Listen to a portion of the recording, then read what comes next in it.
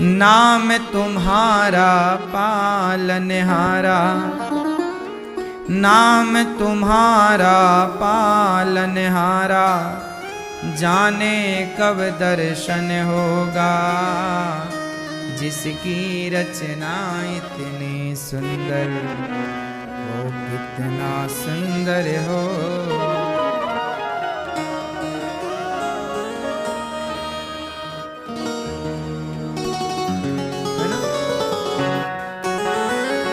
नाम तुम्हारा पालनहारा, जाने कब दर्शन होगा। जिसकी रचना इतनी सुंदर।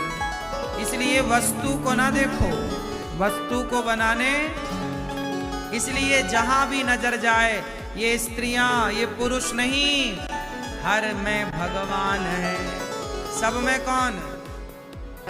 सब में प्रभु दिखते हैं यारा, मैं क्या करूं। सब में प्रभु दिखते हैं, सब में जहां देखो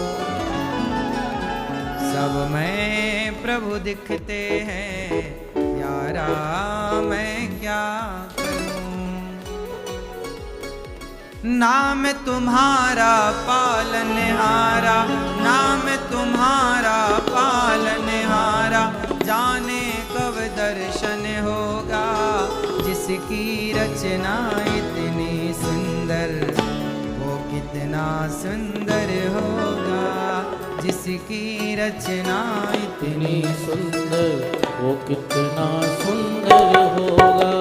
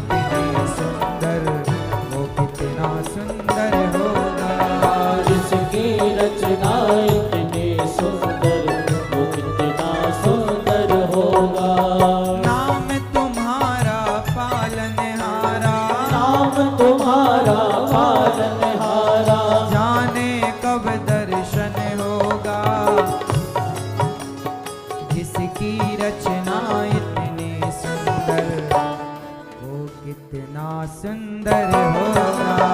जिसकी रचना इतनी सुंदर, वो कितना सुंदर होगा।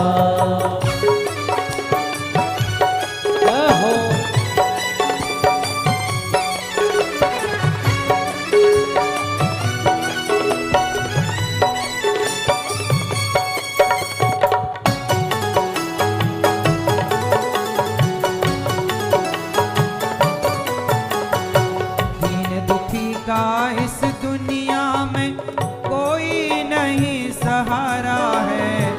झूठी दुनिया मेरे प्रीतम, तू ही एक सहारा है। दुखी का इस दुनिया में कोई नहीं सहारा है। झूठी दुनिया मेरे प्रीतम, तू ही एक सहारा है। दीन दुखी का इस दुनिया में कोई नहीं सहारा है। झूठी दुनिया मेरे प्रीतम, तू ही एक सहारा है। कृष्ण दरस यदि करना हो तो, कृष्ण दरस यदि करना हो तो, किस किस को करना है दर्शन? कृष्ण दरस यदि करना हो तो, कृष्ण दरस यदि करना हो तो, कृष्ण प्रेम करना होगा। जिसकी रचना इतनी सुंदर, वो कितना सुंदर होगा।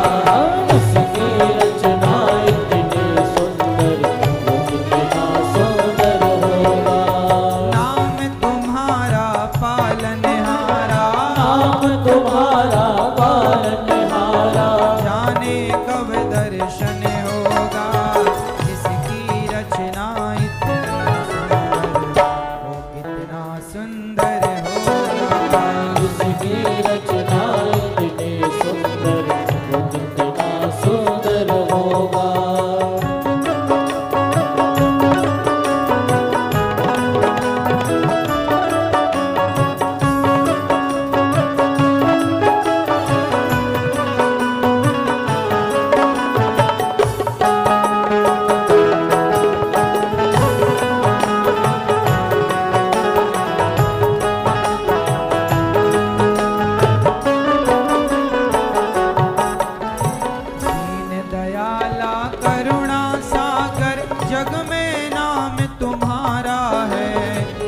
भटके हुए सब भक्तों का प्रभु तू ही एक सहारा है।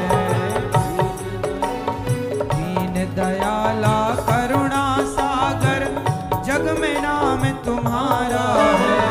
भटके हुए हम भक्तों का प्रभु तू ही एक सहारा है। भव सागर से पार उतरने को, भव सागर से पार उतरने को गीतों का सरगम होगा। जिसकी रचना इतनी सुंदर वो कितना सुंदर होगा। इसकी रचना इतनी सुंदर वो कितना सुंदर होगा। जिसकी रचना इतनी सुंदर वो कितना सुंदर होगा।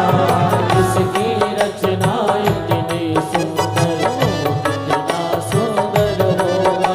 हर नाम तुम्हारा पालनहारा, नाम तुम्हारा पालनहारा।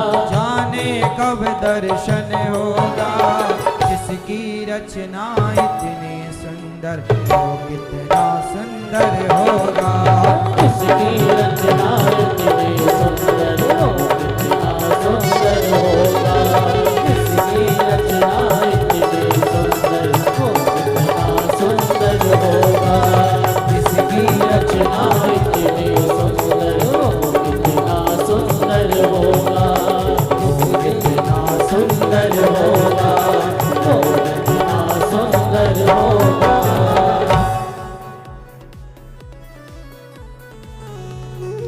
तो भगवान के अनेक अवतार हैं, आप भी भगवान के अंश हो। इसलिए हम आपको क्यों कहें कि तुम स्त्री हो और तुम पुरुष हो। हम क्यों ना कहें कि स्वरूप में भी भगवान है। क्यों हम आपको स्त्री माने, पुरुष माने, इससे क्या फायदा। हम ये माने कि आपके रूप में भगवान हैं, तुझ में प्रभु दिखते हैं। मैया मैं क्या करूं। सब में भगवान, सब में प्रभु दिखते हैं। भैया मैं क्या करूं। सब में ईश्वर। क्यों। माँ कौन, भगवान। पिता कौन, गुरु कौन, बच्चे कौन, स्त्री कौन, सब भगवान। सर्वम खलविदम ब्रह्म। दिखाई ना कुछ हमें। जिसे सब जगह ईश्वर दिखेंगे उसी को मंदिर में भी भगवान दिखेंगे। वरना मंदिर में तुम्हें क्या नजर आता है। मंदिर में क्या दिखता है बताओ। लोग कहते हैं मंदिर में मूर्ति है, लोग कहते हैं मंदिर में पत्थर की मूर्ति है। मूर्ति उन्हीं को दिखती है जिन्हें कण कण में ईश्वर नजर नहीं आते। हाँ? तो भगवान के 24 अवतार। भगवान के कितने अवतार हुए टोटल? 24 अवतार हुए।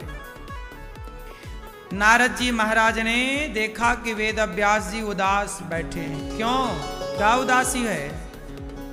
17 पुराण लिखे महाराज, शांति नहीं मिली। अच्छा, भागवत की रचना करो।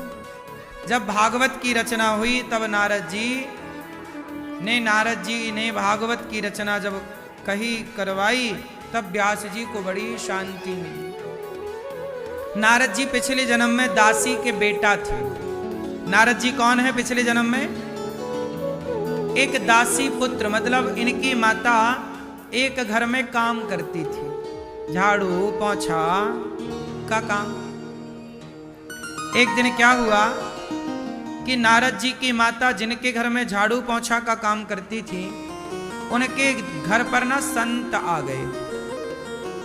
वो किसी भक्त का घर था, तो संत आए। तो अब संतों की सेवा में नारद जी की माता लग गई, और नारद जी उस समय बच्चे थे। ये नारद जी के पिछले जन्म की कथा है। नारद जी बच्चे थे छोटे से। इन्होंने देखा कि साधु लोग खूब भजन कर रहे हैं, भगवान का नाम जप रहे हैं, श्रीमन नारायण श्रीमन नारायण। तो नारद जी संतों के पास गए, कहा महाराज जी ये आप क्या जप रहे हैं? नारद जी उस समय बच्चे थे, संतों ने गोद में बिठाया, कहा बच्चा ये भगवान का नाम है। क्या होता है इस नाम से महाराज जी? गुरु जी ने कहा बेटा इस नाम के बल पर ही भगवान मिलते हैं, और भगवान मिल जाए तो सब कुछ मिल जाता है। भगवान के बिना पाओगे तो क्या पाओगे, और भगवान देंगे तो सब दे देंगे। अच्छा एक बात बताओ, बाप ज्यादा दे सकता है कि माँ ज्यादा दे सकती है कि भगवान ज्यादा दे सकते हैं? कौन ज्यादा देता है? मैया सुन लो मेरी माँ, ओ मोबाइल वाले भैया, ज्यादा कौन दे सकता है? बाप कितना देगा? जितना है 2, 4, 10 एकड़ 20 एकड़ जमीन जायदाद देगा, घर मकान देगा, सोना चांदी देगा, और क्या देगा? माँ कितना देगी? ठीक है, लेकिन भगवान जब देते हैं ना तो छप्पर। इसलिए सुदामा को भगवान ने इतना दिया कि सुदामा के पिता भी इतना क्या दे पाते हैं। इसलिए कहता हूं, हाथ फैलाना है तो जगत के आगे नहीं, जगन्नाथ के आगे हाथ फैलाइए। रोना है तो जगत के आगे नहीं, जगन्नाथ के आगे रोइए। संपत्ति माननी है तो कागज के टुकड़ों को नहीं, कृष्ण के नाम को अपना धन मानिए।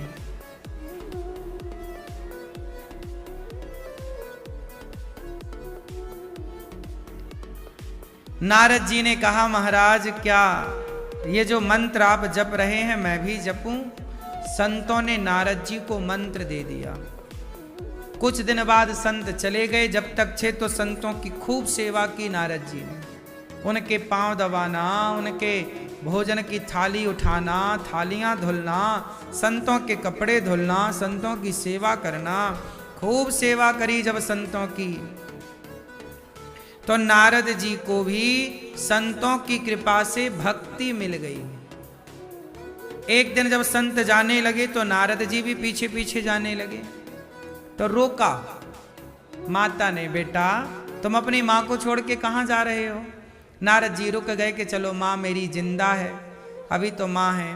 तब कुछ दिन बाद क्या हुआ कि माँ की मृत्यु हो गई। जब माँ की मृत्यु हुई तो माँ का संस्कार किया नारद जी ने, और अपनी माँ को अंतिम संस्कार करके सारे विधि विधान करके जंगल में जाके तपस्या करने लगे। वही मंत्र जपा जो मंत्र गुरु जी ने कानों में दिया था। अब नारद जी जब उस मंत्र का जाप करने लग गए तो मंत्र जपते जपते जपते जपते नारद जी की जवानी निकल गई, बुढ़ापा निकल गया। एक दिन नारद जी रोने लगे, प्रभु क्या दर्शन नहीं दोगे? तब भगवान ने एक छवि, एक झलक दिखाई, जैसे बरसात में बिजली नहीं चमकती आकाश में, चमकती है और एक सेकंड से भी कम समय में वो गायब हो जाती। उसी तरह भगवान प्रकट भय नारद जी के सामने, और प्रकट हुए बस गायब। अब तो नारद जी व्याकुल, प्रभु कहाँ चले गए, कहाँ चले गए? तब आकाशवाणी हुई, नारद जी तुमने इतनी भक्ति की है कि अब तुम्हें ब्रह्मा का पुत्र बनने का सौभाग्य मिलेगा। सदा तुम मेरे धाम में रहोगे, लेकिन इस शरीर से नहीं। देखो शरीर ये नहीं होगा। तब नारद जी ने भगवान का चिंतन करते करते ये शरीर छोड़ा, और जब छोड़ा तो फिर ब्रह्मा जी के पुत्र बनकर देवर्षि नारद जी प्रकट हुए। इस शरीर से तपस्या की जा सकती है, लेकिन इस शरीर को छोड़ करके ही उस ईश्वर को पाया जा सकता है। इस शरीर से क्या नहीं पाया जा सकता? क्या इस शरीर से ईश्वर को नहीं पाया जा सकता? हाँ, इस शरीर से ईश्वर को पाने के सारे द्वार खोले जा सकते हैं। एक बात बताओ, अर्जुन को भी तो भगवान श्री कृष्ण ने गीता जब सुनाई तो अर्जुन को विराट रूप दिखाया, तो अर्जुन उस विराट रूप को देखने में सामर्थ्य थोड़ी थे। तब भगवान ने अपनी दिव्य आंखें, दिव्य चक्षु प्रदान किए ना। इस शरीर से ईश्वर को क्या देखोगे भाई? इस शरीर से तो ईश्वर को पाने का केवल रास्ता साफ होता। इसलिए प्रेम कर लो, भगवान की याद में तप लो, मर तो जाओगे ही। पैसे पैसे कमा के मरोगे तो राम राम कमा के मरो। क्यों चिंतन करना जगत का? समझदार हैं वो जो प्रभु के चिंतन में लगे हैं, क्योंकि वो अगला रास्ता तैयार कर रहे हैं। और आप लोग गलती ना करो,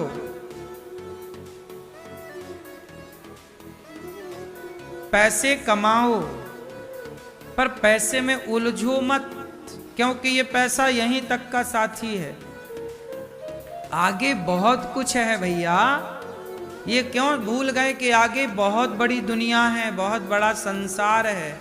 आज आपके इस जन्म के अच्छे और बुरे कर्म से आपका अगला जन्म निश्चित होने वाला है। बोलो हाँ कि ना? इसलिए भगवान का चिंतन कर लो नारद जी की तरह। और इस शरीर से हमने जितनी तपस्या की, जितना त्याग किया, वो सबका फल ईश्वर देते हैं। नारद जी देखो, भक्ति किए तो नारद जी के लिए दरवाजे खुले हैं वैकुंठ के। अच्छा, नारद जी क्या जपते हैं? श्रीमन्नारायण श्रीमन्नारायण श्रीमन्नारायण श्रीमन्नारायण। बोलो हाँ। यदि नारद जी भगवान का नाम जपना छोड़ दें तो नारद जी के लिए वैकुंठ के दरवाजे खुलेंगे? नारद जी भी नाम जपते हैं, आप भी नाम जपो। आप लोग ना नाम नहीं जपते हो, कहो कि श्रीमन्नारायण श्रीमन्नारायण बोला करो, भगवान का नाम लिया। नहीं, नाम नहीं लेते, बाकी सब करेंगे। पंचायत करा लो, एक एक घंटे लोग प्रपंच करते हैं। मैया हो गई पंचायत तुम्हारी।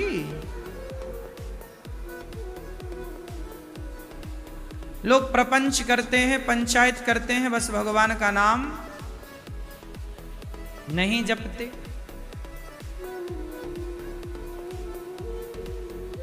इसलिए कहता हूं कि खूब नाम जप करो, वही काम आएगा। नारद जी ने भगवान की प्राप्ति कर ली। वही नारद जी व्यास जी से कहते हैं कि भागवत जी की रचना करो। जब भागवत जी की रचना हुई तो क्या लिखा व्यास जी ने भागवत जी में? महाभारत से अपनी बात को प्रारंभ किया वेद व्यास जी ने। महाभारत में पांडवों और कौरवों का पक्ष है, पांडवों का साथ भगवान दे रहे हैं, कौरवों का साथ शकुनी दे रहे हैं। कौरवों की सेना में ज्यादा ताकत थी कि पांडवों की सेना में? बोलो। यदि हम शक्ति देखें तो कौरवों के पास ज्यादा शक्ति थी कि पांडवों के? शक्ति देखेंगे तो कौरवों की शक्ति ज्यादा थी। शक्ति किसकी ज्यादा थी? कौरवों की, क्योंकि पितामह भीष्म उनके साथ थे, गुरु द्रोणाचार्य जैसे योद्धा उनके साथ थे, दानवीर कर्ण जैसे योद्धा उनके साथ थे। पांडवों के साथ कौन था? एक कृष्ण, वो भी बोल चुके हैं कि मैं अस्त्र शस्त्र नहीं उठाऊंगा। लेकिन यहां पर आपको एक बात समझनी है कि शक्ति कितनी भी ज्यादा हो, आपकी शक्ति की जीत नहीं होती, सत्य की जीत होती है। शक्ति नहीं जीतती, कौन जीतता है? सत्य। इसलिए परेशान ना हुआ करो। सत्य भले थोड़ा है पर जीत सत्य की होनी है। झूठ, कौरवों ने झूठ बोला, कौरवों ने गलत किया, पर गलत का परिणाम भी तो मिला ना। आप लोग प्रश्न करते हो, गुरुजी हम अच्छा करते हैं हमारे साथ बुरा होता, जो बुरा कर रहे हैं उनके साथ देखो सब कुछ बढ़िया बढ़िया है, मौज कर रहे हैं, मस्ती कर रहे हैं, गलत कर रहे हैं फिर भी सुखी हैं, हम सही कर रहे हैं फिर भी दुखी हैं। ऐसा आपका सवाल है। देखो, आप सही कर रहे हैं, लेकिन सही कर रहे हैं इसका मतलब ये नहीं कि आप मेहनत ना करें। आप मेहनत करिए, अच्छी प्लानिंग करिए और सही राह पर मेहनत करिए और सही राह पर आगे बढ़िए, तो आप सफल होंगे। और जो आप कह रहे हैं ना कि वो पाप कर रहा है, गलत कर रहा है और वो आगे बढ़ रहा है, तरक्की कर रहा है, सुनो, गलत करने वाला कभी तरक्की नहीं करता। महीने, 2 महीने, साल, 2 साल, 5 साल तरक्की दिखती है साहब, लेकिन गलत करने वाला ज्यादा से ज्यादा 10 साल, उसके 10 साल में परिणाम आने शुरू हो जाएंगे। दुर्योधन ने गलत किया, पांडवों की संपत्ति हड़प ली, लेकिन कितने दिन चली? बोलो, कितने दिन चली? बेईमानी की कमाई संपत्ति जल्दी नष्ट हो जाती है। मेहनत और ईमानदारी की संपत्ति कई पीढ़ियों तक चलती है। पुराने जमाने में आपने सुना होगा, पीढ़ी दर पीढ़ी संपत्ति बनी रहती है। भाई, ये बाप दादाओं की धन संपदा थी तो उसे बच्चे ने और बनाया, फिर बच्चों ने और बनाया। कई लोग ना खानदानी अमीर हैं, क्यों? और कुछ लोग अमीर होते हैं, सफल होते हैं, फिर जहां की तहां के खड़े हो जाते हैं, क्यों? ईमानदारी से चलोगे तो देर में तरक्की होगी, लेकिन वो लंबे समय तक टिकेगी तरक्की, धन। और यदि बेईमानी से धन कमाया तो कितने दिन टिकेगा? लोग बनते हैं और बिगड़ जाते हैं, नाम हुआ खत्म। बनाए रखना ये अधर्म से नहीं हो सकता। कोई देखे ना देखे, पांडवों का धन हड़प लिया कौरवों ने, तो कौरवों ने क्या वो धन पचा पाए? लोग बेईमानी करते जरूर हैं साहब, लेकिन बेईमानी पचती नहीं, किसी को नहीं पचती। आप में से किसी का पेट ऐसा नहीं बनाया ईश्वर ने जो बेईमानी का धन पचा सको। हाँ, 10 साल, ज्यादा से ज्यादा 5 और 10 साल तक रह सकता है, अधिक से अधिक 14 वर्ष, बस 15वें वर्ष में तो खेल चालू हो जाता है। हाँ या ना? हमने कितने लोगों को देखा, बहुत अमीर थे, बहुत गरीब हो गए। कुछ लोगों को देखा बहुत गरीब थे, बहुत अमीर हो गए। क्या से क्या हो गए देखते देखते। हमने रोडपति को करोड़पति बनते देखा और करोड़पति को रोडपति बनते देखा। देखा है हमने अपनी आंखों से। आप लोगों ने देखा कि नहीं? बोलो, क्यों देखा? बेईमानी की ना तो आया ना। काहे जब तुम करोड़पति थे तो रोडपति काहे आ गए? क्योंकि तुम करोड़पति बने ही बेईमानी करके थे, तब तो चला गया। ईमानदारी से बने होते तो क्यों जाता? ईमानदारी की संपत्ति कहीं नहीं जाती। तुम ताला खोल दो, ईमानदारी का है, मेहनत का है, चोर भी नहीं चुरा सकता। ईमानदारी का पैसा, मेहनत का पैसा किसी को पचेगा ही नहीं। ले जाएगा तो वापस देना पड़ेगा उसके बाप को। पहले की संपत्तियां ईमानदारी की थी, मेहनत की थी। आज की संपत्तियां बेईमानी की ज्यादा है। आज बताओ, जितने भी कुछ परसेंट, 5% छोड़ दो, 95% लोग बेईमानी कर रहे हैं कि नहीं? बोलो हाँ। आज पूरे बाजार में पैसा बेईमानी का ज्यादा है।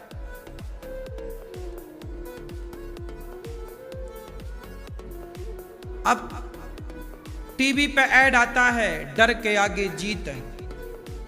अब बताओ, इससे बड़ी बेईमानी क्या होगी? डर के आगे जीत, वो भी क्या पी के? वो कुत्ते का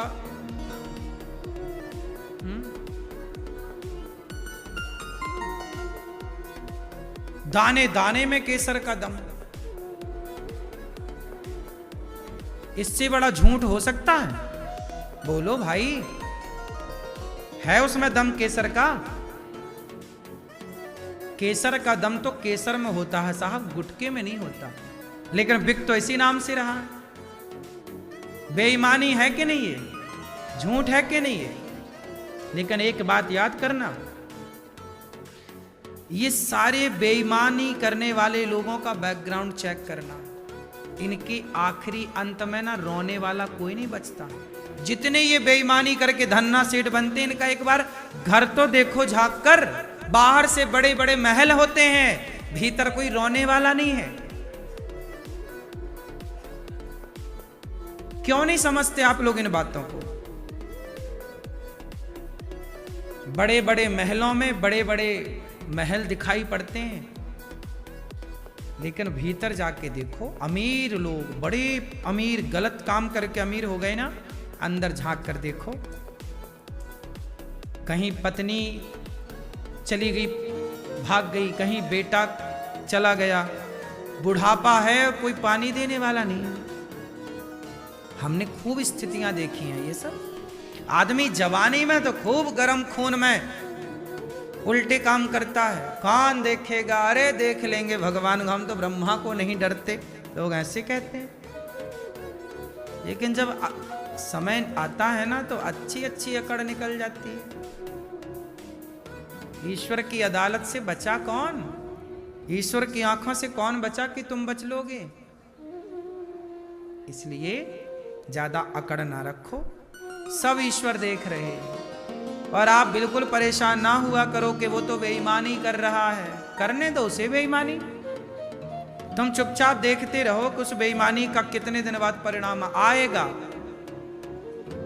तुम ना करना बेईमानी, तुम धन्ना सेठ बनने के चक्कर में गलत ना करना, वरना तुम्हारा भी हाल बिगड़ जाएगा।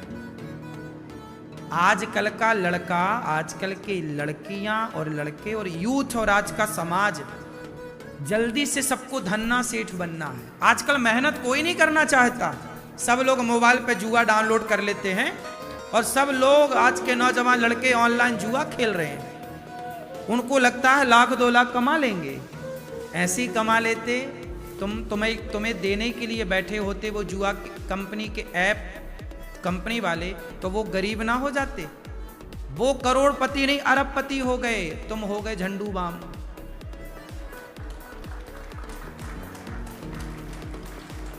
तुम्हारा घर बिक गया, तुम्हारा बाप सड़क में आ गया।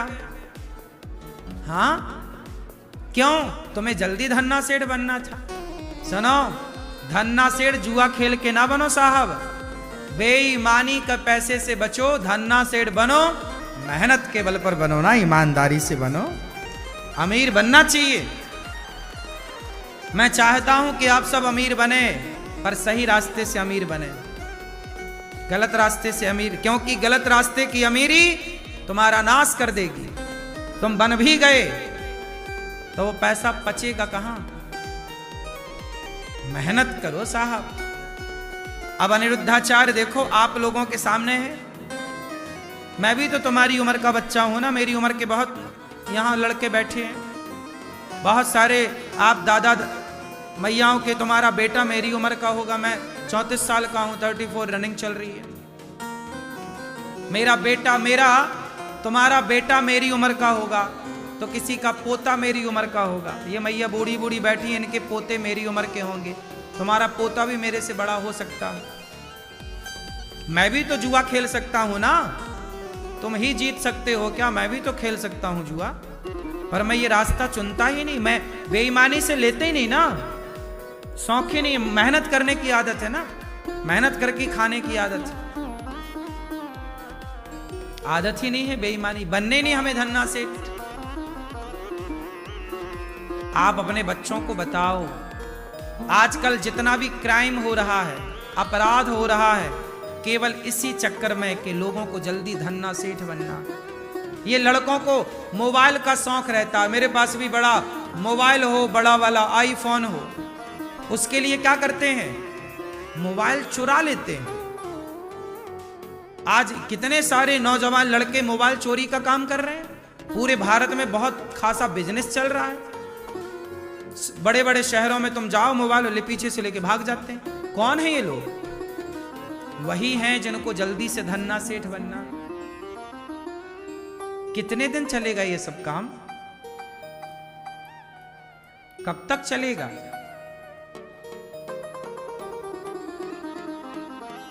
कभी ना करना साहब। चोरी बेईमानी से बचो।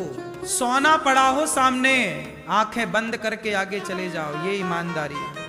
किसी का धन पड़ा है, पड़ा रहे, मैं कभी नहीं उठाता। मेरे सामने लाख रुपए नहीं करोड़ पड़ा हो, मैं रास्ता बदल देता हूं, कभी नहीं उठाता। किसी का 1 रुपए पड़ा हो या 1 करोड़, मैं नहीं देखता उसकी तरफ। मेरी मेहनत का 100 रुपए है, वो 100 रुपए मैं लेना पसंद करूंगा ईमानदारी। मुझे चाहिए ही नहीं बेईमानी का। तुम ले जाओ।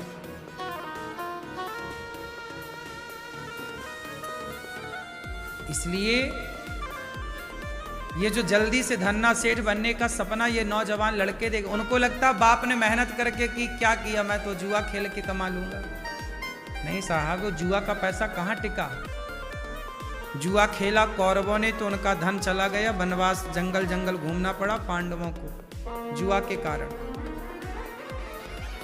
गलत तरीके का पैसा गलत ही है। पैसे, सब पैसा भी तो पचाऊ नहीं है। सब पैसा थोड़ी पचता है। क्यों जी पचता है? ईमानदारी का पैसा पचता है साहब। मेहनत का, जो ईमानदारी से पसीना बहा है।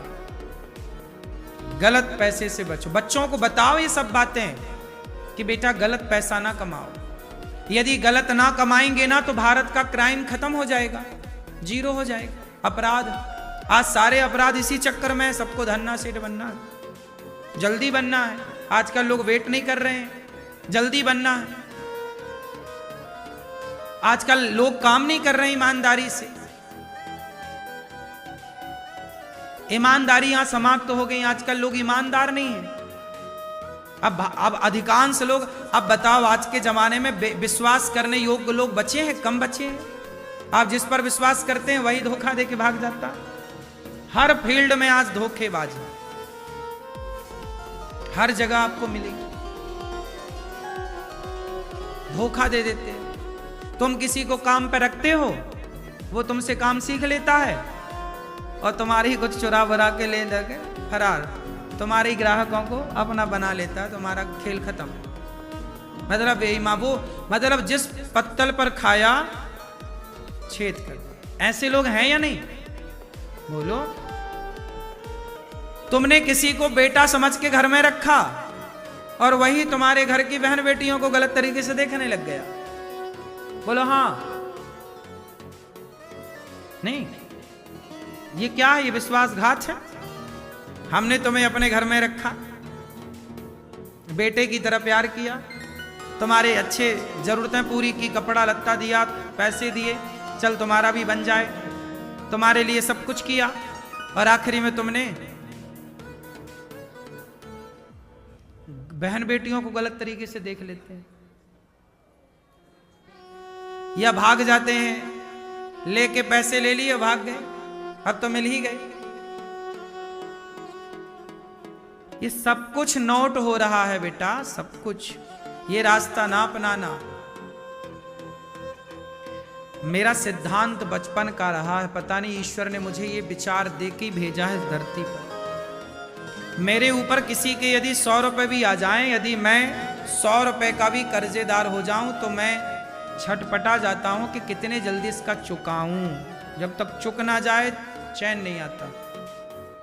किसी का 1 रुपए मेरे ऊपर कर्जा नहीं, किसी आज तक। देखिए इतनी सारी सेवाएं चल रही हैं ना, मैं कर्जा लेके नहीं करता काम। मैं कर्जे से बहुत बचता हूं। डर लगता है मुझे कर्जे से।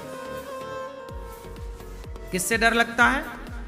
मैं बैंक के कर्जे से भी डर लगता है मुझे। डर मतलब ये नहीं, डर इस बात का कि मैंने आपसे पैसा ले लिया और यदि मैं मर गया, मैं चुका ना पाया, तो मुझे अगला जन्म तुम्हारे पैसे चुकाने के लिए कुत्ता बन के आना पड़ेगा। और मैं तुम्हारे इस पैसे के चक्कर में अपना जीवन नहीं बिगाड़ना चाहता, अपना परलोक नहीं बिगाड़ना चाहता।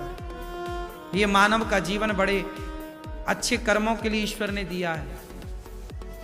मेरे ऊपर किसी का कोई कर्जा नहीं,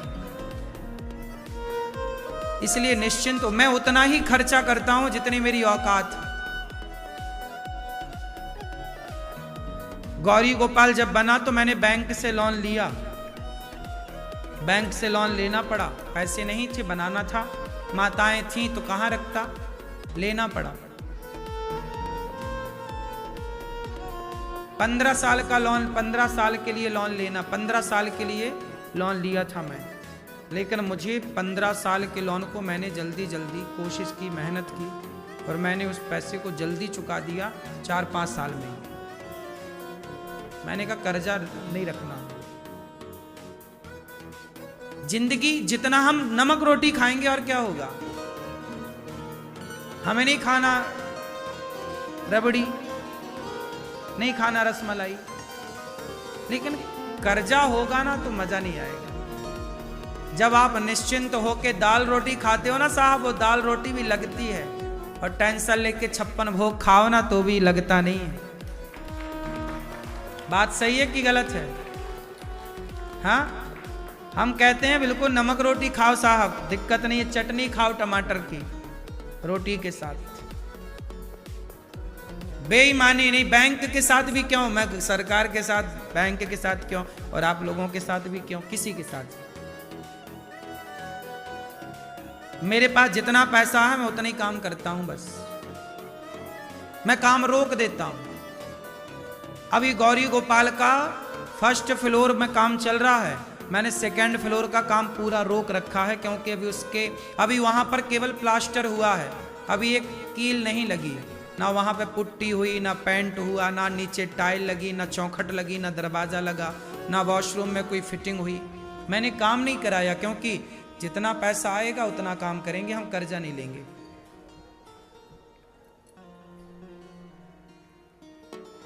अभी मंदिर का काम चला, धीरे धीरे पैसे आए, तो थोड़े से पैसे आए तो मैंने गायों के लिए टीन सेट डलवाया। अभी थोड़े से पैसे आए तो कुछ दिन पहले मैंने गाय के नीचे इंटरलॉक लगवाई। बारिश में ना नीचे कीचड़ हो जाता है गायों को। अभी थोड़े पैसे आए तो मैंने गाय के नीचे फर्श कराया, जहां नीचे खड़ी होगी गाय, क्योंकि मिट्टी में ना फिर वो मिट्टी से कीचड़ बन बन के फिर पाँव में गायों के रोग हो जाता है, खुरपका बोलते हैं उस रोग को। तो नीचे थोड़ा तो पैसे आते हैं जितने मैं काम करता हूं। आप लोगों के लिए रसोई चलती रहे, आप लोगों के लिए विद्यार्थियों की सेवा चलती रहे, इतना काम करता हूं बस। मैं ज़्यादा परेशान नहीं होता, और मुझे परेशान होना अच्छा नहीं लगता। फ्रैंकली जीवन में बिंदास थोड़ा सा आए, पर ईमानदारी का आए। क्यों मेरी माँ, मैं आप लोगों से भी कहता हूं, आप लोग भी मुझे दिया करो ना तो ईमानदारी का दिया करो, बेईमानी का ना दिया करो। मैं बेईमानी का पैसा लेता ही नहीं। आप हमें 100 रुपए मत देना, 2 रुपए देना, पर अपनी मेहनत की कमाई का 2 रुपए देना। बेईमानी का हम कैसे बचाएंगे? लालच चला जाए ना तो व्यक्ति सुखी हो जाए। आज व्यक्ति परेशान क्यों है? लालच लालच लालच, संतोष है।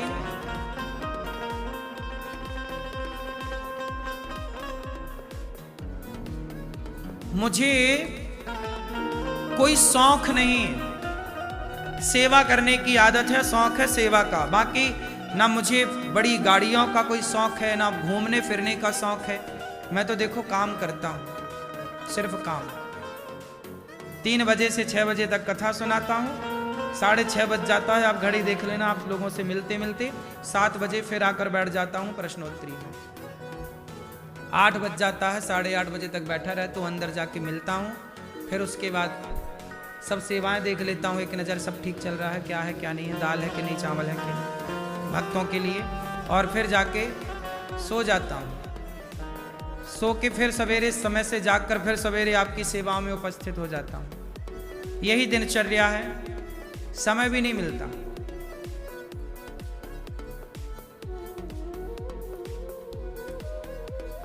शरीर में कहीं छोटी मोटी चोट लग जाती है ना, तो वो 2 दिन बाद पता लगता है कि यहाँ चोट लगी है। कुछ चीजें आपके विश्वास के परे हैं, लेकिन ये सत्य है। छोटी मोटी बीमारी शरीर में यदि आ जाए, जैसे छोटा मोटा दर्द आ जाए, बुखार आ जाए, तो बुखार एक बार 103 बुखार थी और मैं कथा कर रहा था पूरा, और हिम्मत ऐसी थी कि मतलब बार बार उल्टी हो रही थी और शरीर इतना कमजोर कि बैठा ना जाए। जाके मैं कथा 3 घंटे करूं और पूरा 21 घंटे फिर लेटा ही रहा। बिस्तर से आंख खोलने की भी हिम्मत नहीं, गिलास भर पानी पीने की हिम्मत नहीं। उस परिस्थिति पे भी काम नहीं छोड़ा। शरीर तो बीमार पड़ते ही है ना कभी कभी, शरीर तो शरीर है, शरीर का धर्म ही है। काम करते हैं साहब ईमानदारी से। लालच, किस चीज का लालच करेंगे? आप भी अपने बच्चों को ना थोड़ा ये सब समझाओ, बेटा लालच में नहीं उलझना, कमाओ पैसा, जितना मिल रहा है ईश्वर का धन्यवाद देकर रखो, सीधे रास्ते पर चलना है। 1 रुपए भी आपके जेब में गलत का ना आना चाहिए। 1 रुपए। मैंने अपने जीवन में बस यही दौलत कमाई है साहब, ईमानदारी से। देखिए ईमानदारी से हूँ, इसलिए आज आप लोगों के बीच में बैठकर ये बात कह पा रहा हूँ। मैंने आज तक टीवी पे आप लोगों को जो जो बताया कि वृंदावन में इतनी सेवाएं चलती हैं, आप लोगों ने आके चेक किया? किस किस ने चेक किया जो हमने बताया था टीवी पर? चेक किया, सही पाया कि गलत पाए? सही पाए। यही मेरी ईमानदारी है कि मैं जो बता रहा हूं कि माताएं रहती हैं वृंदावन में 290, आप आकर देखते हो। मैं कहता हूं कि यहाँ अखंड रसोई चलती है, आप आके देखते हो। यहाँ विद्यार्थी पढ़ते हैं, आप आके देखते हो। यहाँ गायों की सेवा होती है, आप आके देखते हो। यहाँ संतों की सेवा होती है, आप आकर देखते हो।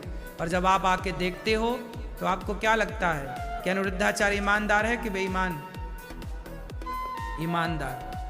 मैं यही तो कमाया हूं, यही मेरी दौलत है। आप सब, और आप सब क्या, मुझे आप लोग ही ईमानदार कहें ऐसा नहीं। मैं ये चाहता हूं कि मेरा प्रभु, मेरा भगवान भी मुझे कभी बेईमान ना कहे।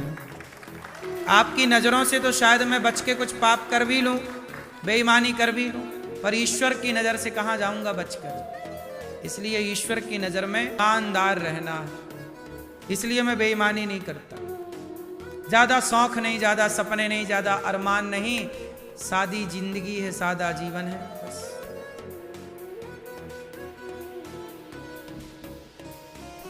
आप सब लोग का आशीर्वाद है, आप लोग सहयोग करते हो तो माताओं को रोटी मिल जाती है।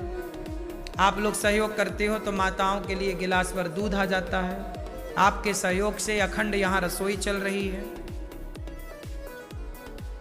यही सेवाएं हैं,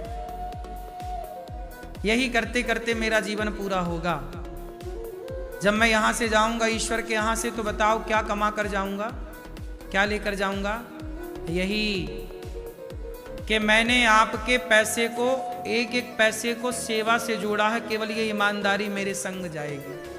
मुझे ईश्वर परिणाम देंगे ना, तो केवल इस बात का परिणाम देंगे कि आप लोगों ने, किसी ने 11,000 रुपए दिए, आपने भक्तों ने कहा संतों को अन्नदान करिएगा महाराज जी, आपने तो दे दिया। लेकिन अब उस 11,000 की जिम्मेदारी तो मेरी है ना कि मैं उस संतों की सेवा में लगाऊं। उस 11,000 का हिसाब मुझे ईश्वर को देना पड़ेगा। तो उसका पैसा सब संतों की सेवा में, अन्य क्षेत्र की सेवा में जब लगाता हूं, तो आपका पैसा मैं सेवा में लगा देता हूं। तो आपको तो संतों का आशीर्वाद, आपकी रोटी संत खाएंगे तो आपको उसका फल मिल जाएगा, पुण्य मिल जाएगा। मुझे क्या मिलेगा? मुझे केवल इस बात का पुण्य मिलेगा कि मैंने आपके पैसे को सही जगह ईमानदारी से लगाया। बस वो ईमानदारी से जो किया है उसका परिणाम मुझे मिलेगा। कमीशन, वो ईमानदारी से जो मैंने आपके पैसे को सही जगह लगाया, उसका पुण्य का कमीशन ईश्वर मुझे देंगे। वही पुण्य मेरे पास रहेगा, वही सत्य का पुण्य है कि मैंने आपके पैसे जो 11,000 थे, उसको उस 11,000 के साथ मैंने बेईमानी नहीं की। हाँ या ना? उसको सही जगह। आप लोगों को लगता है ना, जो आप सहयोग करते हो गौरी गोपाल में, आपको क्या कहती है आपकी अंतरात्मा? वहां आपने जो सहयोग किया गौरी गोपाल में वृद्ध माँ के लिए, रसोई के लिए, उसका आपको संतोष मिलता है कि नहीं? आपको लगता है ना कि सही जगह लगा? किस किस को संतोष मिलता है दान करने के बाद कि हमारे पैसे का सदुपयोग हो रहा? किस किस को विश्वास है ना? यही आपका विश्वास और यही ईमानदारी का परिणाम ईश्वर देंगे। ईश्वर मेरे से सवाल करेंगे ना कि लोगों ने सहयोग किया था, तूने क्या किया? आपके पैसे का मैं एक एक रुपए का सदुपयोग करता हूं। मेरा अपना कोई खर्चा नहीं है, ना गुटखा खाने का, ना सिगरेट पीने का, ना तंबाकू खाने का, ना शराब पीने का। 1 रुपए आपका। एक मैया मेरे पास आती हैं, बोलती हैं बेटा मेरे पास ये 10 रुपए है, क्या इस 10 रुपए से ये सभी संतों को भोजन हो जाएगा? मैंने कहा मैया क्यों ना हो जाएगा। बोले 10 रुपए में कैसे होगा बेटा? मैंने कहा मैया लाओ। मैंने माता के 10 रुपए लिए और 10 रुपए का नमक लेकर के दाल में, भंडारी जी से कहा कि दाल में ये नमक डालो मैया का। अब बताओ वो 10 रुपए का नमक ना दाल में डला तो सब साधुओं तक उसका स्वाद पहुंचा कि नहीं नमक का? हाँ या ना? मेरा प्रयास ये है कि आपके एक एक रुपए का पुण्य आपको मिले और लोगों को मिलता भी है। आज हमारे छीपा जी आए हैं, भैया श्री सतीश छीपा जी। इन्होंने हर महीने अन्न क्षेत्र करने का संकल्प लिया है और इन्होंने खुद बताया मेरे से कि जब मैं गौरी गोपाल आश्रम की सेवाओं से जुड़ा तो मेरा धन कई गुना बढ़ने लग गया, मेरा धन धान्य बढ़ा है। दानम दुर्गति नाशनम, ये हमारे भैया छीपा जी इस बात के गवाह हैं। कई गुना इनका धन बढ़ा, कारोबार बढ़ा। क्यों भाई? ये बात सही है। इन्होंने गौरी गोपाल में सेवाएं की, जीरे की, जो भी दाल सब्जी बनती है साल भर का जीरा इनकी तरफ से ये सहयोग करते रहते हैं। क्यों करते हैं? क्योंकि जब ये इस तरफ देते हैं तो भगवान इनको देते हैं, क्योंकि तुम सही जगह खर्च कर रहे हो। ये हमारी मैया बैठी हैं, ये मैया जो है ना, ये जितने भी मैं कपड़े पहनता हूं अधिकांश कपड़े ये मैया लेकर के आती हैं। और ये सारे कपड़े जो भी पहनता हूं मैं, दुपट्टे से लेके बगलबंदी कपड़े, जितने कपड़े हैं 95% कपड़े मैया ही देती हैं। कपड़ों की सेवा इनकी है। मैं अपने से कपड़ा भी नहीं खरीदता, मेरा खर्चा नहीं है 1 रुपया कपड़ा पड़ा का। आप लोग कहते होंगे ना महाराज जी कपड़े पहनते हैं, ये मैया लेके आते हैं। कभी आप लोग भी लाते हैं तो आप लोगों के कपड़े भी जब आप लाते हैं, छीपा जी भी कपड़े लाए तो वो भी, सब कपड़े पर मैया सेवा करती हैं कपड़ों की। तो आप सब सहयोग करते हैं, सेवा करते हैं, तो मेरा अपना कोई खर्चा ही नहीं। मुझे क्या खर्चा की जरूरत है? मुझे लगता है कि जीवन में आए हैं, चलो पुण्य कमाओ बिंदास। और आप लोगों को भी कहता हूं भाई तुम भी सहयोग करो, तुम्हारा भी पुण्य बढ़ेगा। तुम पुण्य करके भूल जाओगे पर तुम्हारे नाम पे चढ़ जाएगा कि ये तुमने किया था। जब उसका फल मिलेगा ना तब तुम्हें अच्छा लगेगा कि चलो जीवन में एक पुण्य तो हो गया। तुम्हारे नाम की रोटी जब गौरी गोपाल आश्रम में वृद्ध माताएं खाएंगी तो आपकी रोटी माताएं खाएंगी तो कितना आशीर्वाद निकलेगा। ये फुटपाथ पर सोने वाले साधु संत, जब यहाँ अन्न क्षेत्र बढ़ता है, हजारों साधु भोजन करते हैं, कितना पुण्य मिलता होगा। संतों को भोजन दान आप लोग दान करते हो, आपकी ओर से संतों को ये देखो रोटियां बढ़ती हैं, संतों को चावल दाल सब्जी, ये सब साधु लोग हैं, भजन करने वाले बूढ़े संत। इनकी सेवा से क्या होगा? आपकी आयु बढ़ेगी, आपका यश बढ़ेगा, आपकी कीर्ति बढ़ेगी। ये तुम जो पुण्य करके तुम भूल जाओगे। तुम एक संत को भोजन करा के तुम 11,000 रुपए का एक दिन का अन्न क्षेत्र करा के भूल जाओगे, लेकिन ईश्वर याद रखेंगे कि तुमने किसी संत की भूख मिटाई है। जरूरत पड़ेगी तो वो पुण्य ईश्वर तुम्हें जरूर लौटाएंगे। द्रौपदी ने कन्हैया के हाथ में साड़ी का एक टुकड़ा ही तो बांधा था। बोलो हाँ। कन्हैया की उंगली में चोट लगी तो द्रौपदी ने साड़ी फाड़ी और कन्हैया के हाथों में लपेट दिया। पर जब द्रौपदी के कपड़े उतारे गए तो एक एक धागे की कीमत कृष्ण ने चुकाई कि नहीं? वो वस्त्र दान था। कौन सा दान था? वस्त्रदान। वस्त्रदान, कीमत चुकाई ना। एक बात बताएं, जो आप पुण्य करते हैं उस पुण्य की कीमत कोई व्यक्ति नहीं चुकाता। आप किसी भूखे को भोजन कराते हो तो वो भूखा उसकी कीमत ना चुकाएगा। आपने किसी भूखे को भोजन कराया, किसी संत को भोजन कराया, तो उसकी कीमत भगवान चुकाएंगे। ऋणी भगवान होते हैं पुण्य से। वो तो खा पी के भूल जाएगा, लेकिन ईश्वर ये देखते हैं ना कि तुमने किसी भूखे को भोजन कराया है। और ये संत लोग तो भगवान के भक्त हैं ना, दिन भर भगवान का नाम जपते हैं। इन संतों को आप एक दिन का अन्न क्षेत्र कराते हो, अन्नदान करते हो, जानते हो इस पुण्य से आपके बच्चों पे आने वाला संकट टलता है, आपके बच्चों की आयु बढ़ती है, इससे आपका यश बढ़ता है, इससे आपका धन बढ़ता है। सब कुछ होता है दान से भक्तों। दानम दुर्गति नाशनम। कोई व्यक्ति कुछ ना करे, कोई पूजा ना करे, पाठ ना करे, केवल दान करने की भावना रखे, तो उस दान के बल पर ही उसे भगवान की प्राप्ति हो जाती है। कर्ण ने दुर्योधन का साथ दिया, इससे भगवान नाराज थे, लेकिन कर्ण को भगवान ने अपने हाथों में चिता बनाकर जलाया। पता है ये बात आपको? कर्ण का अंतिम संस्कार कहां हुआ था? भगवान की हथेली में, यहां। क्यों? जब दुर्योधन का साथ दिया कर्ण ने, तो भगवान ने ऐसी कृपा क्यों की? ये गति, ये सौभाग्य तो अर्जुन को नहीं मिला जो सौभाग्य कर्ण को मिला।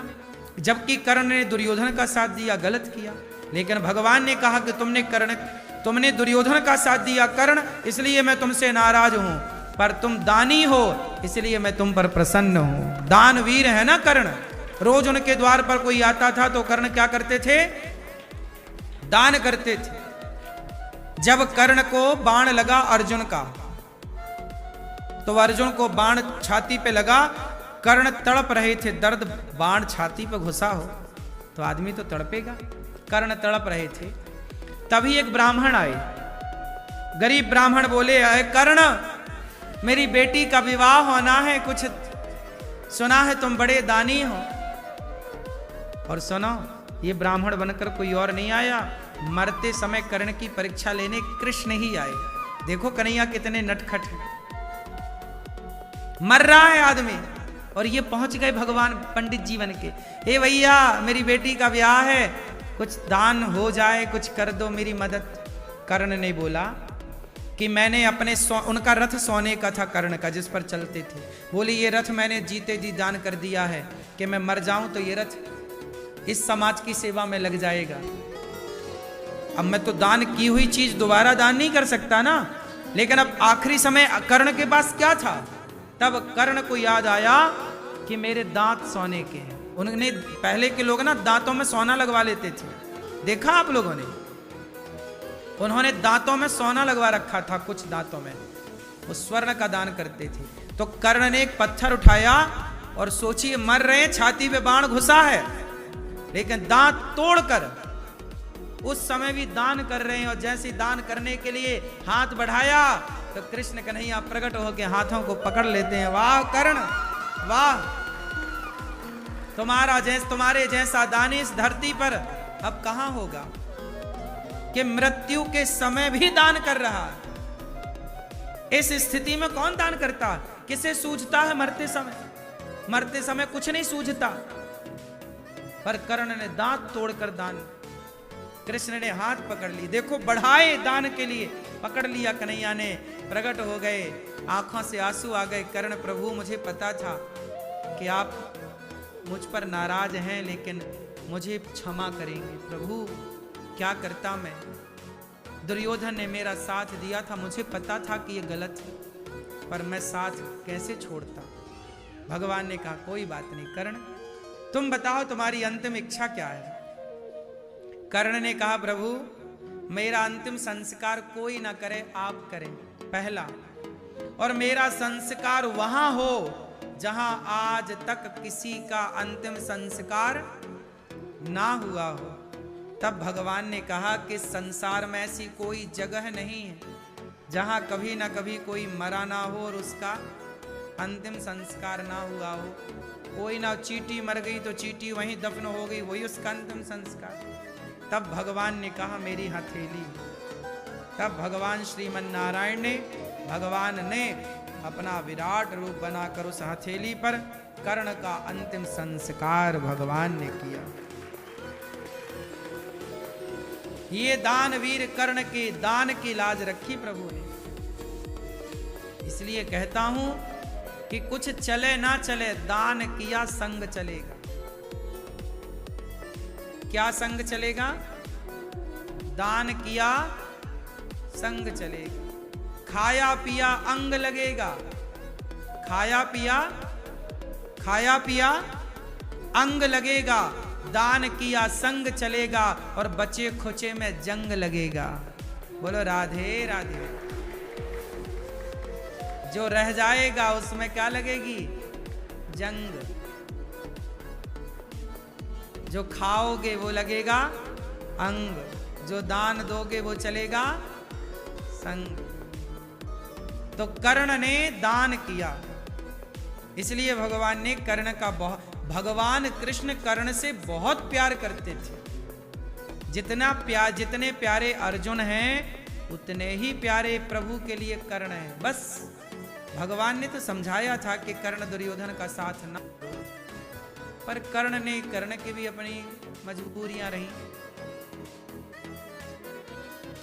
लेकिन कर्ण भक्त थे, इसमें कोई किंतु परंतु। और भक्त कौन? जो दान कर रहा है वही भक्त है।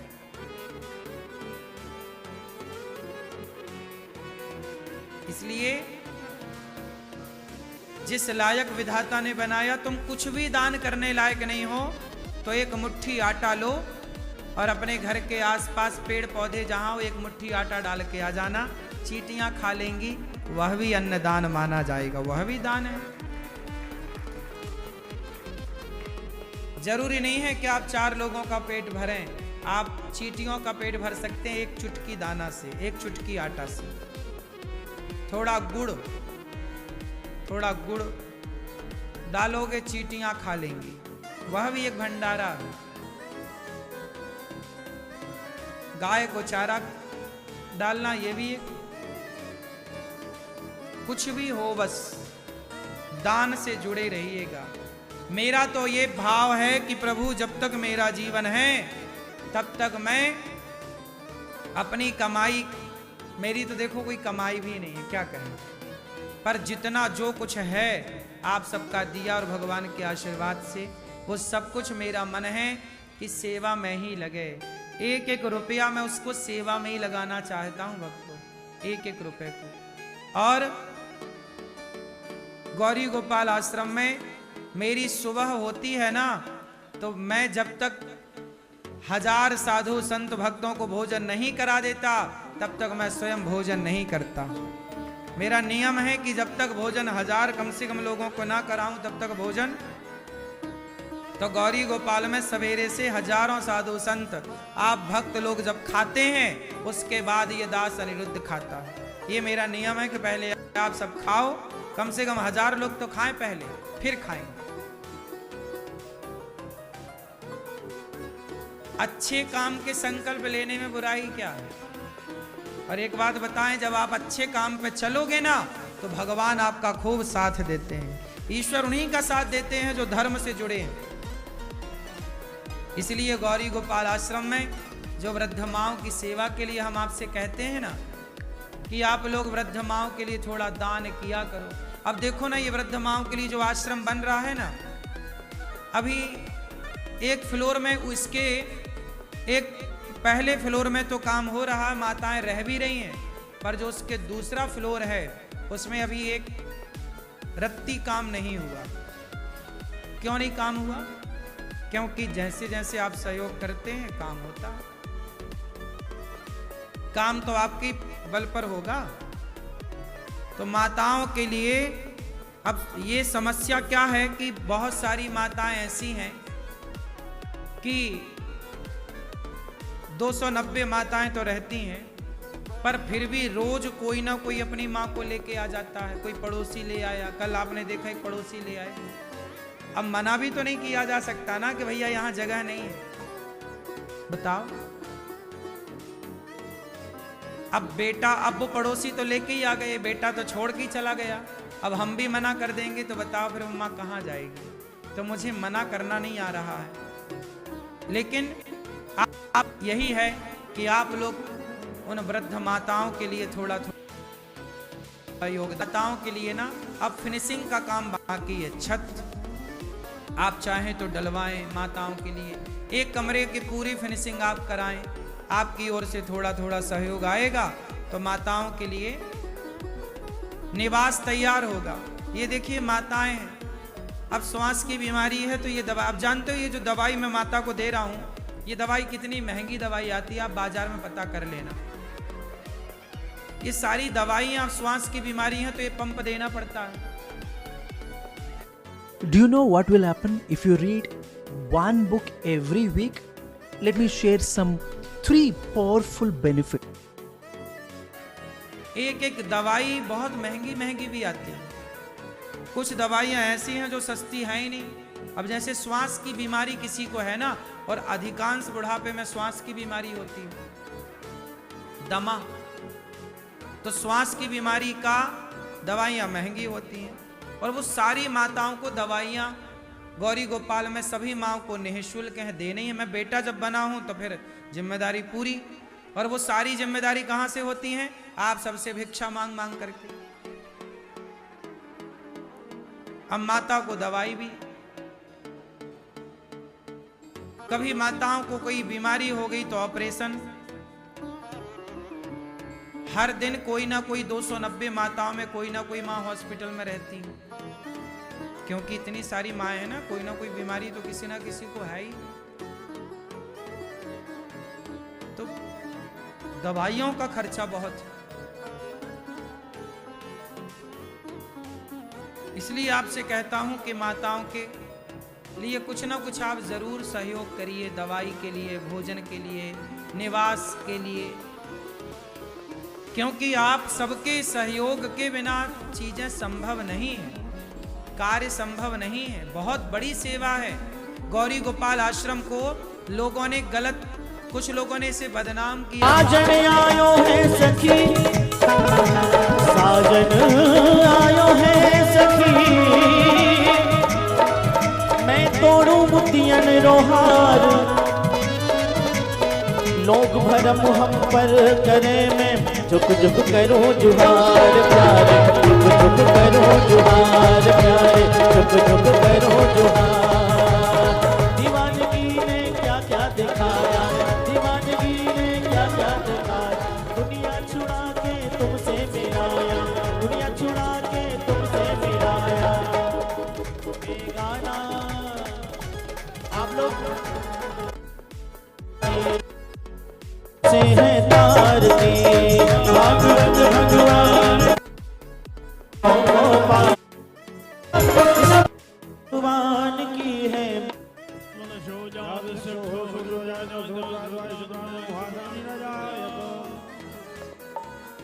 श्री भागवत भगवान की है आरती, पापियों को पाप से है तारती, भागवत भगवान की है आरती, पापियों को पाप से है तारती। अमर ग्रंथ ये मोक्ष पंच ये पश्चिम वेद निराला, सब ज्योति जगाने वाला, हरि नाम यही, हरि धाम यही, जग के मंगल की आरती, पापियों को पाप से है। ये शांति गीत पावन मुनि, पापों को मिटाने वाला, हरि दर्श कराने वाला, ये सुख करनी है दुख हरनी, श्री मधुसूदन की आरती, पापियों को पाप से है।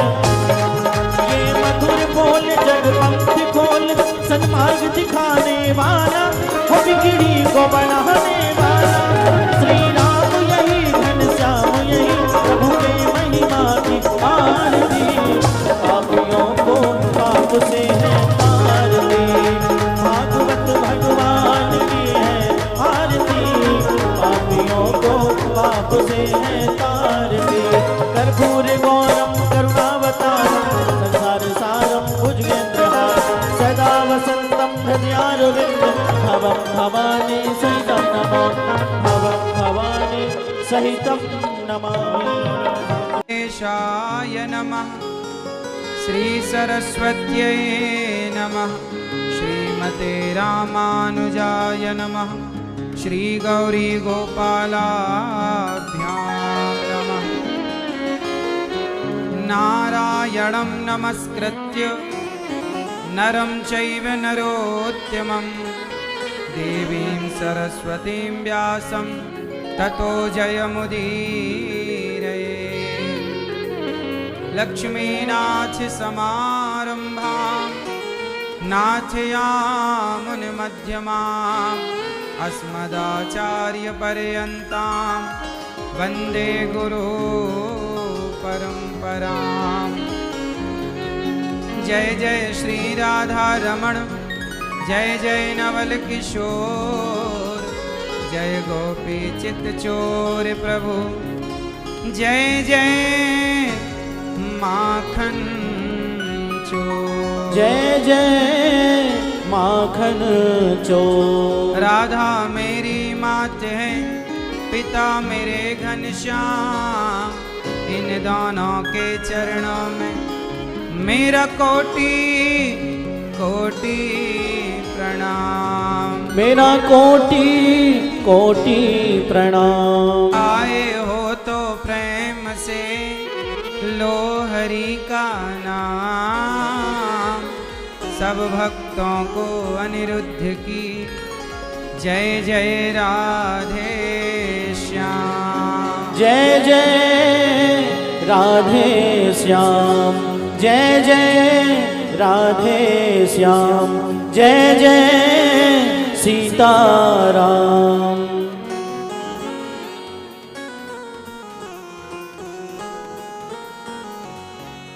श्री कृष्ण गोविंद हरे मुरारी, हे नाथ नारायण वासुदेव। श्री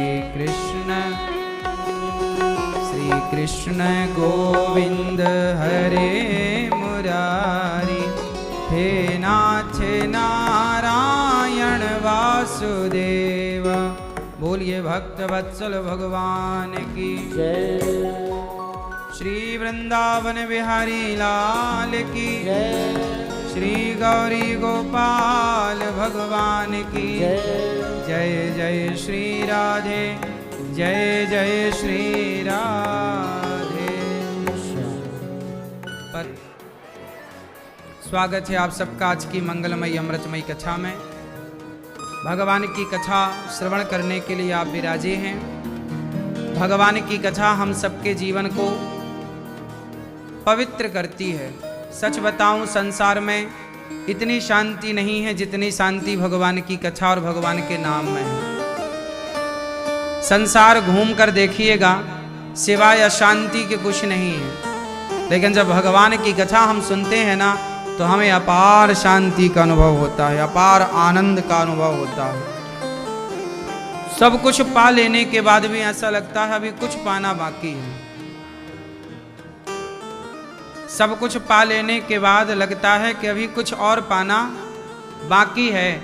पर जब भगवान की कथा सुनते हैं और सुनाते हैं तो ऐसा लगता है कि जो बाकी था वो यही बाकी था। भगवान की कथा सुन ली तो ऐसा लगा, सुनाई तो ऐसा लगा कि सब कुछ पा लिया। ईश्वर को पाना है ना, तो भगवान की कथा ही एक कारण है, मात्र साधन है। अभी मैं 11:30 बजे तक 12 बजे तक लखनऊ में ही था। लखनऊ में कार्यक्रम था, महाकुंभ होने वाला, उसके लिए एक छोटा सा कार्य था, तो उसके लिए हमें जाना पड़ा। तो लखनऊ में 12 बजे तक अभी वहीं थे और फिर तुरंत वहाँ से आए और आपके बीच में अब कथा में आप सबकी सेवा करने बिहारी जी ने बिठाया। पर जीवन में इतनी सारी यात्राएं हमने की, इतना संसार को हमने बहुत करीब से देखा, बड़े से बड़े लोगों को, सामान्य झोपड़ी में रहने वाले लोगों को, सबके बीच में रह कर के हमने जो अनुभव किया, वो सबके बीच में रह कर के जो अनुभव पाया, उसका जो सार है मैं आपको बताऊं कि यदि सार तत्व चाहते हो तो वो सार तत्व यही है कि जीवन में यदि आनंद पाना है तो सबसे चित्त हट जाए, और भगवान की कथाओं में जो आनंद है वो संसार में कहीं आनंद नहीं है। हमने घूम कर दुनिया देखी है, आपने भी शायद बहुत कुछ दुनिया देखी हो, बहुत कुछ संसार तो आपने भी देखा होगा, लेकिन जो आनंद भगवान की कथा में है, मिलता है सच्चा सुख केवल भगवान तुम्हारे चरणों में है, जीत तुम्हारे चरणों में है, हार तुम्हारे, सब कुछ समर्पण है।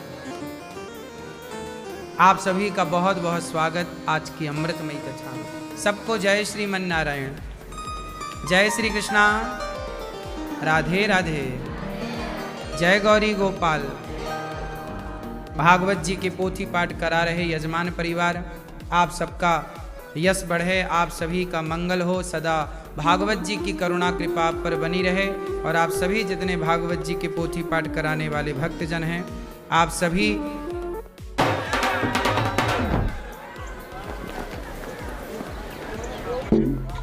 कराने वाले भक्तजन हैं, आप सभी भगवान की कृपा पात्र हैं, और यहाँ सुनने जो आए हैं सब पर भगवान की अहेतु की कृपा बरसती रहे।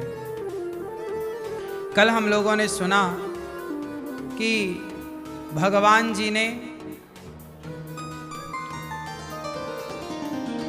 बड़ी लीलाएं की,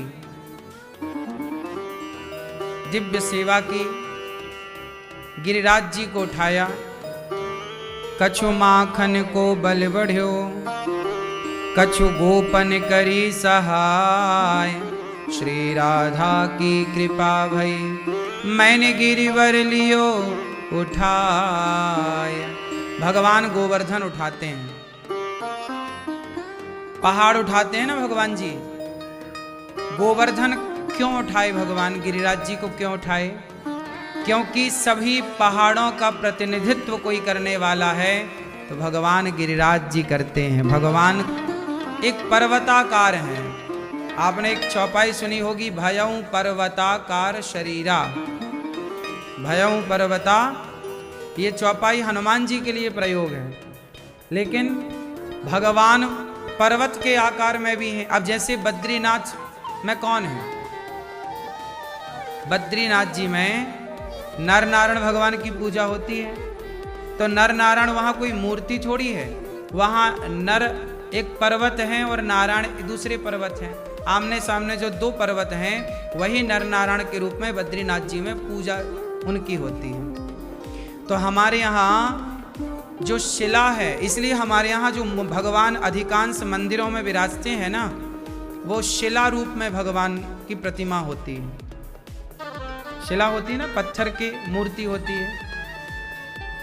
तो हमारे यहाँ पत्थर की मूर्ति प्रतिष्ठित करने की परंपरा है। हर मंदिर में अधिकाधिक पत्थर की ही प्रतिमा होती है, और हमारे यहाँ गिरिराज जी की पूजा होती है।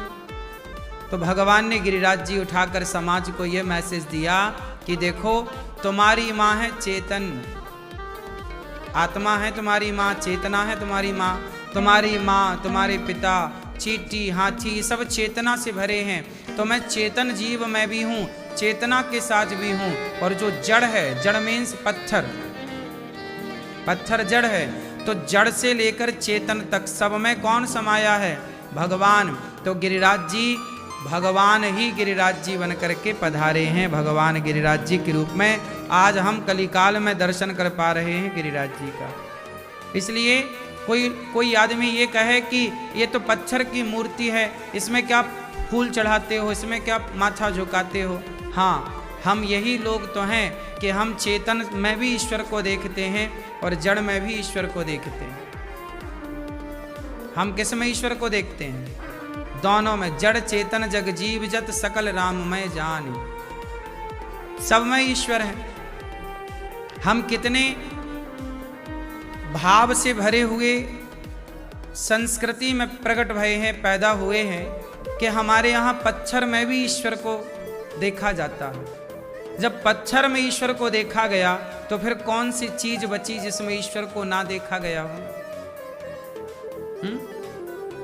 जब कह दिया गया कि आकाश से ऊंचाई, यदि हम ये उपमा दे दें कि वो इतना ऊंचा है, आकाश से ऊंचा है, तो फिर इससे बड़ी कोई उपमा बची? अब ऊंचाई की उपमा क्या है? सबसे बड़ी उपमा क्या है? आकाश से ऊंचा क्या? इसलिए अब सारी उपमाएं खत्म है ना। पाताल से गहरा क्या? अब सारी उपमाएं नीचे की खत्म। उसी तरह जब कह दिया गया कि मूर्ति में भगवान, तो इससे आगे की सारी बातें खत्म। मूर्ति मीन्स पत्थर में भी ईश्वर। तो जो पत्थर में ईश्वर देख पा रहा है, सोचिए सनातनी कितना साधक है कि वो शिला में, पत्थर में भी ईश्वर को देख पा रहा है। मतलब कितनी दूरबीन जो ना देख पाए, माइक्रोस्कोप जो ना देख पाए, वो भक्त का भाव देख लेता है। देखिए, मतलब मशीनें तो आज बनी है ना, मशीनें तो आज काम कर रही हैं, लेकिन हिरण्यकश्यपु नहीं देख पाया। हिरण्यकश्यपु बोला ये खंबा है, पर प्रहलाद जी बोले नहीं, जिसे आप खंबा कह रहे हैं वो भगवान है। और जब प्रहलाद जी ने कहा कि ये भगवान है, तो प्रहलाद के वचन को गलत करने के लिए हिरण्यकश्यपु ने उस पत्थर को तोड़ा कि देखूं यदि तेरा भगवान है तो निकलेगा क्या। तोड़ा तो भक्त के वचन को सत्य करने के लिए भगवान खंबे से प्रकट हो गए। मतलब हिरण्यकश्यपु जो नहीं देख पा रहा है, प्रहलाद वो देख पा रहे हैं। बात समझ में आई? संसार का व्यक्ति जो नहीं देख पाता, वो भक्त देख लेता है। इसलिए भक्ति की दृष्टि सांसारिक व्यक्ति की दृष्टि से ज्यादा है। इसलिए कहते हैं कि ये नजरिया चाहिए। ये नजरिया कब डेवलप होता है? ये नजरिया कब आता है? कैसे आता है? ये नजरिया आता है भगवत प्रेम से, भगवान के चरणों में समर्पण कर देने से ये नजरिया प्राप्त होता है। इसलिए मेरा सीधा भाव यही आपसे प्रार्थना करने का है कि आप बिल्कुल परेशान ना होकर यहाँ वहाँ, आप बिल्कुल सही दिशा में चल रहे हैं, ईश्वर की ओर चल रहे हैं, ईश्वर के पद चिन्हों पर चल रहे हैं, आप सही दिशा में चल रहे हैं। आज गिरिराज जी को भगवान ने स्थापित किया, नंद बाबा को वरुण देवता ले गए। आज गोपियों ने भगवान को पुकारा। गोपियों ने कहा प्रभु हम रोज आपको पुकारते हैं, क्या कभी आप हमें नहीं पुकारोगे? भगवान यही तो कहते हैं, भक्त यही कहता है। भक्त कहता है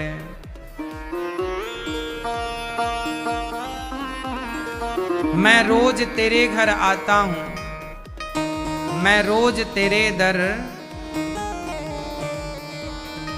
कभी तुम भी मेरे घर आया करो।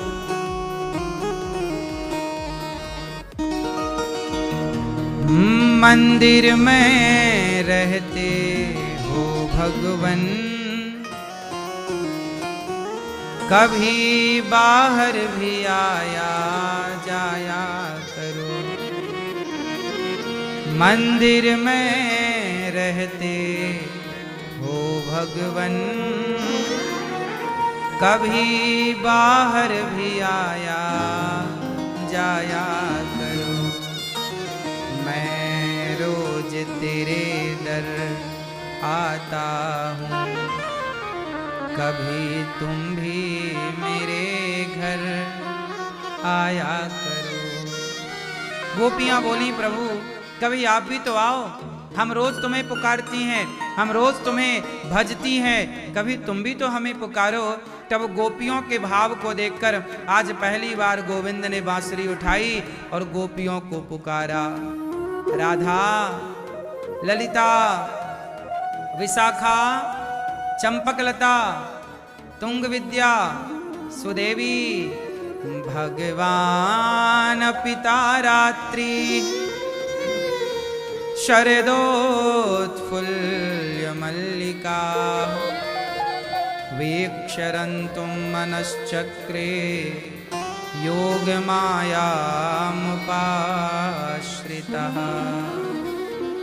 आज भगवान कृष्ण ने योग माया का आश्रय लेकर आज भगवान ने शरद पूर्णिमा की रात्रि को बांसुरी बजाई और गोपियों को बुलाया, आओ सखियों, आज हम तुम्हारे संग रास रचाएंगे, आज हम तुम्हें मिलेंगे। तुमने कहा ना कि प्रभु कभी हमें मिलोगे क्या, आज हम तुम्हें मिलेंगे। तो आज भगवान मिल रहे हैं किसे?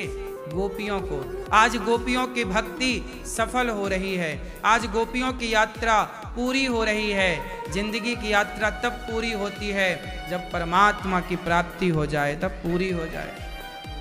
नदी का बहना तब तक चालू रहता है जब तक समुद्र को नहीं पा जाती, और समुद्र को पा जाती है तो नदी की यात्रा पूरी हो जाती है। हम जीवात्मा की यात्रा भी तब तक है जब तक परमात्मा की प्राप्ति ना हो जाए। जब भगवान मिल जाएंगे तो फिर सब कुछ मिल गया। गोपियों ने आज जब सुना कि कृष्ण ने पुकारा है, गोपियां काम कर रही थी, बांसुरी बजाकर बुलाया भगवान ने, राधा आओ, ललिता आओ, विशाखा आओ। गोपियां काम कर रही थी। दोहंत्यो भी अयुः काश्चित् दोहम हित्वा समुत्सुका। गाय धो रही गोपियां, आंगन लीप रही गोपियां, बच्चों को दूध पिला रही गोपियां, अपने अपने काम में बिजी थीं गोपियां। सारा काम छोड़ कर गोपियां कृष्ण की ओर बढ़ पड़ी, दौड़ पड़ी। मेरे कृष्ण मुझे पुकार रहे हैं, मेरे कृष्ण मुझे पुकार रहे हैं। सारा काम धाम छोड़कर गोपियां दौड़ पड़ी, कृष्ण कृष्ण कृष्ण कृष्ण। काम को स्थगित कर दिया गोपियों ने, काम छोड़ दिया। भगवान के आगे किस काम की आवश्यकता थी? काम कितना मायने रखता है? काम काम जब तलक रहेगी जिंदगी, फुर्सत ना होगी काम से। जब तक जीवन है ना, काम काम काम। लोगों को फुर्सत नहीं मिल रही, ना तो लोग अपने लिए समय निकाल रहे हैं, ना तो भगवान के चिंतन के लिए समय निकाल रहे हैं, और ना बच्चों के लिए, परिवार के लिए समय निकल रहा है। पता नहीं व्यस्तता कहाँ है, किसके लिए व्यस्त हैं ये भी तो नहीं पता। अच्छा बताओ, लोग इतने व्यस्त हैं। चलो व्यस्त होना अच्छी बात भी है, फ्री होना गलत बात भी है कि दिन भर प्रपंच करते रहें फ्री होके, वो भी तो गलत है। लेकिन व्यस्त हो आप लोग तो मैं इस बात से सहमत हूँ कि व्यस्त होना अच्छा है, पर मुझे ये तो बताओ कि व्यस्त कहाँ हो, किसके लिए हो? मेरा सवाल आप सबसे है, आप लोग व्यस्त हैं, बताओ किसके लिए व्यस्त हैं?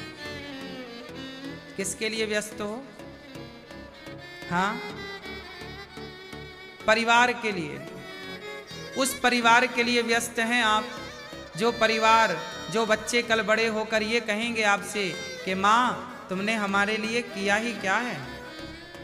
बाप से कहेगा बेटा तुमने हमारे लिए किया ही क्या है। और आप सारी जिंदगी व्यस्त हैं उन्हीं के लिए जो कल आपसे ये सवाल करेंगे कि तुमने हमारे लिए क्या किया है।